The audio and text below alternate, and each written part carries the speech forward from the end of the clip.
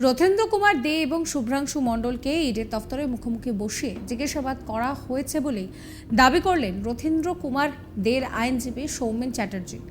100 দিনের কাজের দুর্নীতির তদন্তে তাদের দুজনকেই তলব করে ইডি। এর আগে রথেন্দ্র কুমার দে একাধিকবার ইডির অফিসে আধিকারিকদের জিজ্ঞাসাবাদের সম্মুখীন হয়েছেন। পাশাপাশি ডাব্লিউবিএস অফিসার শুভ্রাংশু মণ্ডল এবং তাকেও কিন্তু এই নিয়ে ইডির দফতরে হাজিরা দিতে হয়েছে এবং তিনি দ্বিতীয়বার হাজিরা দিয়েছেন। বৃহস্পতিবারের পর শুক্রবারও দফতরে হাজিরা দিতে আসেন শুভ্রাংশু মণ্ডল। পাশাপাশি রথেন্দ্র কুমার দে এবং তিনিও কিন্তু একই সঙ্গে এখানে দফতরে হাজিরা দিতে আসেন। এদের দুজনকে 100 দিনের কাজের দুর্নীতি মামলায় তলব করেছে ইডি। রথেন্দ্র কুমার দের আইনজীবীর দাবি, তার মক্কেল এই ঘটনায় কোনোভাবেই জড়িত নয়, সেটা প্রমাণ হয়েছে, তাই তার মক্কেলকে ছেড়ে দেওয়া হয়েছে। তদন্তের স্বার্থে ফের ডাকা হতে পারে বলেই জানা যাচ্ছে। আইনজীবী সৌমেন চ্যাটার্জি কি বলছেন শোনাব। ইতি চ্যাটার্জি ম্যাটারটা ছিল মোবাইলটা যেটা সিজ করেছিল ওটা ফরেন্সিকের জন্য যে ফর্মালিটিস আছে ওটা পূরণ করা হলো ইতির ব্যাপারে। আর অথিনের ব্যাপারে ভিডিও শুভ্রাংশু মণ্ডলের সঙ্গে মুখোমুখি বসিয়ে জেরা হয়েছে, ক্রস হয়েছে। তাতে শুভ্রাংশু মণ্ডল নিজেই বলেছে যে রথিনদের এখানে কোনো রোল নেই অ্যাজ পার ল এবং as per system of the MNREGA. সেই মতো করে রথিনকে আজকে ছাড়া হলো, ওর প্রমাণ করলো। আর ব্যাংক অ্যাকাউন্টে যে ট্রানজাকশন নিয়ে যেসব ডাউটফুল ছিল সেটা উইথ ব্যাংক স্টেটমেন্ট আজকে ক্ল্যারিফাই করে দেওয়া হলো যে কোনো প্রকল্পের টাকা বা কোনো করাপশনের টাকা ওর অ্যাকাউন্টে আসেনি, ওর বোনের অ্যাকাউন্টে আসেনি। যে 17 লাখের গল্প করা হচ্ছিল ওটাও স্টেটমেন্ট দেওয়া হয়েছে, কোনো 17 পয়সাও আসেনি, জমা করে দেওয়া হয়। এরপর কি আর ডাকা হয়েছে? সেটা জিজ্ঞাসাবাদ করার জন্য ডাকতেই পারে, কারণ এখনো প্রধান বাকি আছে। আসল যে চুরিটা করেছিল প্রধান, সে প্রধান এখনো তার ডাকা হয়নি। তার ইন্টারোগেশনটার পরে আবার next course of action or in connection with that interrogation ঠিক হবে। প্রধানটা কি? প্রধান বেলডাঙ্গার প্রধান। নাম? নামটা তো এই মুহূর্তে বলতে পারছি না, তো দ্বিজেন প্রধান।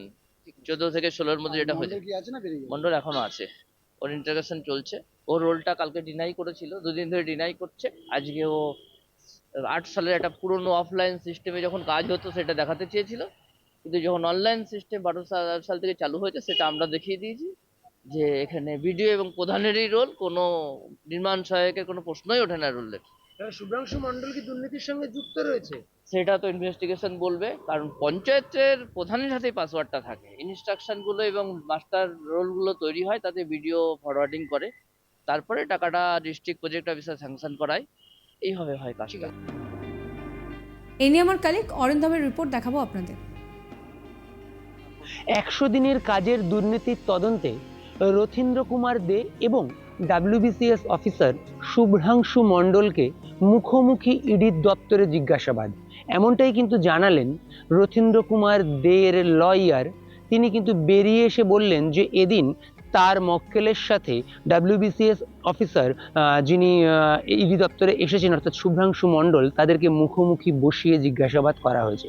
100 দিনের কাজের তদন্তে ইডি আমরা দেখেছি যে রাজ্যের বেশ কয়েকটি জায়গায় পৌঁছেছিল এবং সেখানে পৌঁছানোর পর কিন্তু তারা সেখানকার বিভিন্ন যে প্রাক্তন বিডিও বা এই যে ডাব্লিউবিসিএস অফিসার তাদের বাড়িতে পৌঁছেছিল, তাদেরকে জিজ্ঞাসাবাদ করেছিল এবং পাশাপাশি তাদেরকে কিন্তু সিজিও কমপ্লেক্সের ইডি দপ্তরেও ডেকে পাঠিয়েছিল। এবং সেই মতো আমরা দেখেছি যে এই রথীন্দ্র কুমার দে তিনি কিন্তু একাধিকবার ইডি দপ্তরে এসেছেন, তার বোনকে সঙ্গে নিয়ে এসেছেন, কারণ তার বোনকেও ডাকা হয়েছিল। পাশাপাশি এই ডাব্লিউবিসিএস অফিসার শুভ্রাংশু মণ্ডল তিনিও এর আগে এসছেন, এই নিয়ে দ্বিতীয়বার তিনি এলেন এবং এদিন কিন্তু তাদের দুজনকে মুখোমুখি বসিয়ে জিজ্ঞাসাবাদ করা হয়েছে, এমনটাই কিন্তু রথীন্দ্র কুমার দের যে আইনজীবী তিনি কিন্তু জানালেন। এখন এই যে 100 দিনের দুর্নীতির যে তদন্ত, আমরা জানি যে পশ্চিমবঙ্গের বিরোধীরা অর্থাৎ বিজেপির পক্ষ থেকে কিন্তু একাধিকবার এই অভিযোগ করা হয়েছিল।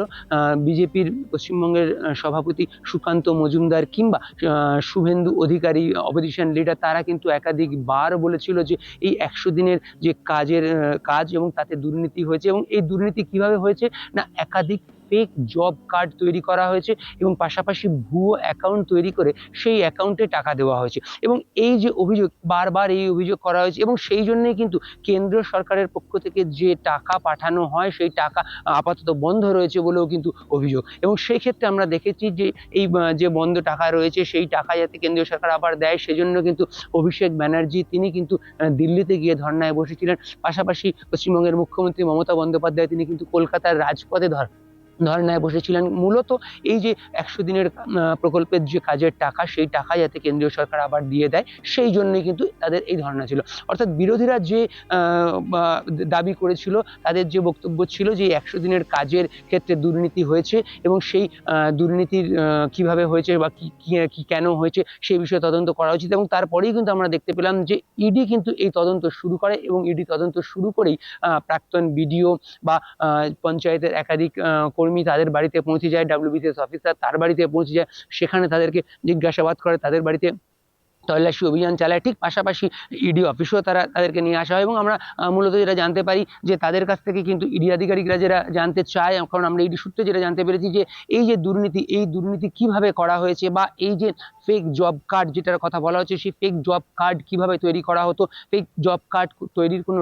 চক্র কাজ করছে কিনা, বা কিভাবে ফেক জব কার্ড তৈরি করে ভুয়ো অ্যাকাউন্ট তৈরি করা হতো, ব্যাংকে অ্যাকাউন্ট তৈরি করার ক্ষেত্রে ব্যাংকের কারোর সাথে কোনো রকম কোনো যোগসাজশ ছিল কিনা, বা এবার কেন্দ্রীয় সরকারের যে টাকা আসতো সেই টাকা এই ভুয়া অ্যাকাউন্টে কিভাবে দেওয়া হতো, সেক্ষেত্রে এই যে অ্যাডমিনিস্ট্রেশন, সেই অ্যাডমিনিস্ট্রেশনের কারা কারা যুক্ত ছিল, এরকম একাধিক প্রশ্ন কিন্তু ইডি আধিকারিকরা এই যাদেরকে জিজ্ঞাসাবাদ করেছে, মূলত এই যে রথীন্দ্র কুমার দে বা WBCS অফিসার শুভ্রাংশু মণ্ডল, তাদের কাছ থেকে জানতে চেয়েছে, এরকমটাই আমরা ইডি সূত্রে জানতে পেরেছি। এবং এদিন যেটা আমরা দেখতে পেলাম যে সকালবেলায় কিন্তু রথীন্দ্র কুমার দে তার বোনকে সঙ্গে নিয়ে ইডি দপ্তরে এসে পৌঁছলেন, আর তার খানিক পরে অর্থাৎ এদিন দুপুরেই কিন্তু আমরা দেখলাম যে শুভ্রাংশু মণ্ডল WBCS অফিসার তিনিও কিন্তু ইডি দপ্তরে এসে পৌঁছন, এবং তারপর আমরা যেটা সূত্র মারফত জানতে পারি এবং যেটা রথীন্দ্র কুমার দের আইনজীবীও আমাদেরকে জানালেন যে এনাদের দুজনকে মুখোমুখি বসিয়ে জিজ্ঞাসাবাদ করা হয়, এবং তার আইনজীবীর আবারও দাবি, যেটা তিনি আগেও দাবি করেছিলেন, যে তার মক্কেল তিনি কিন্তু সম্পূর্ণ নির্দোষ, কারণ তিনি তার বিষয়টা কিন্তু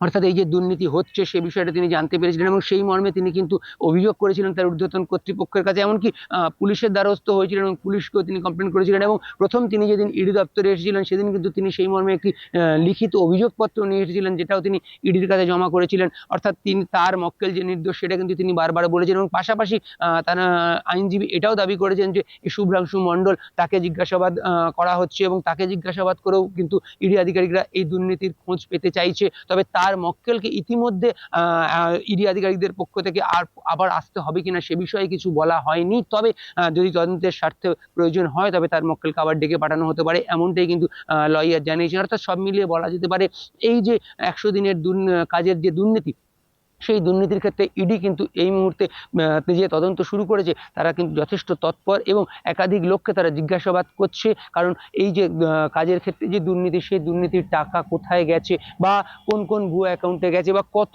টাকার দুর্নীতি হয়েছে, এই পুরো বিষয়টা কিন্তু ইডি তদন্ত করছে এবং তারা কিন্তু এই পুরো বিষয়টার খোঁজ পেতে চাইছে। ইউটিউব চ্যানেলকে সাবস্ক্রাইব করতে ভুলবেন না, ফলো করবেন আজ তাক বাংলার হোয়াটসঅ্যাপ চ্যানেলও।